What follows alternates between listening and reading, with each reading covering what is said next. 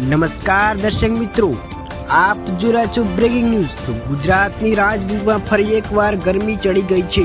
તો એક તરફ જિગ્નેશ મેવાણીનો હુંકાર, બીજી તરફ રાજ્યના ગૃહપ્રધાન હર્ષ સંઘવી અને વચ્ચે નિવેદનોથી લહેરો ઉઠાવતા ગોપાલ ઇટાલિયા। લોકો પૂછે છે કે મેવાણીના તીખા શબ્દોના સંઘવીજી જવાબ આપશે કે નહીં। આજે વ્યક્તિ સમજી કે આ રાજકીય વાવાઝોડું। તો જિગ્નેશ મેઘવાણીનો અને હુંકાર। તાજેતરમાં જિગ્નેશ મેઘવાણી અને પોતાના સ્ટાઇલમાં જોરદાર નિવેદન આપ્યું।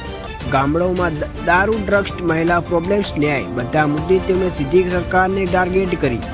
મેદાનમાં ઉતરેલી મહિલાઓની ફરિયાદો તેમણે ઉઠાવી। સિસ્ટમ નિષ્ફળ છે તો જવાબદાર કોણ, આ સવાલ કરી તેમણે રાજનીતિ ગરમાવી દીધું।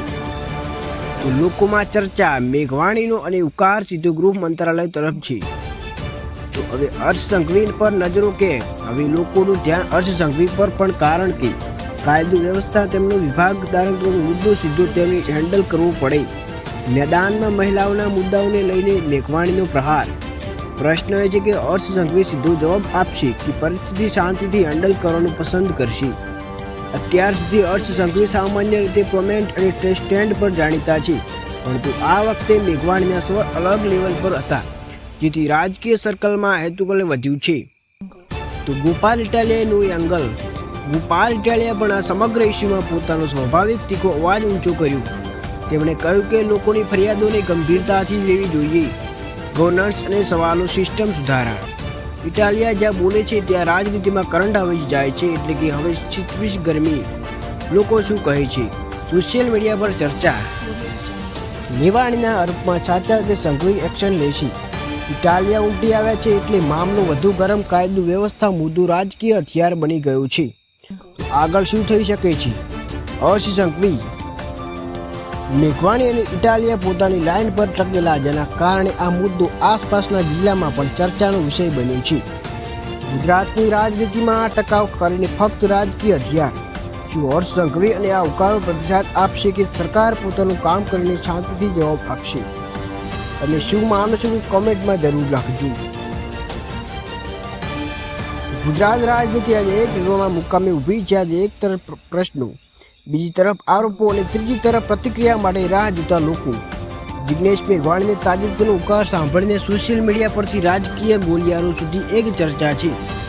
આટલો સીધો તીખો પ્રહાર પછી સંઘવીને જવાબ આપવાનો જોઈએ નહીં। આજે પણ રાજકીય ત્રિકોણને મેઘવાણી, સંઘવી અને ઇટાલિયા ત્રણેય દ્રષ્ટિકોણ ઊંડાણથી સમજ્યું। આ વખતે મેઘવાણી માત્ર પ્રશ્નો પૂછ્યા હતા, અને આ વખતે ખુલ્લેઆમ રાજ્યમાં દારૂ અને ડ્રગ્સની આ ઘૂંટણી કેમ અટકતી નથી? ગામડાની મહિલા ક્યારે સુરક્ષિત બનશે? સિસ્ટમ નિષ્ફળ છે તો જવાબદાર કોણ? આ મુદ્દાઓ બોલ્યા જ નહીં। તેમણે સ્પષ્ટ શબ્દોમાં કહ્યું કે સરકારને જાગવું પડશે। વિડીયોમાં તેમની બોડી લેંગ્વેજને અથવા ઇશારાને સ્વર એવો હતો કે લોહી કહી રહ્યા છે। આ વખતે તેમની લડાઈ માટે તૈયાર છે। તો ગૃહ વિભાગોને મુખ્ય ચાર્જ હર્ષ સંઘવી પાસે, એટલે કે દરેકની નજર હવે સંઘવી પર।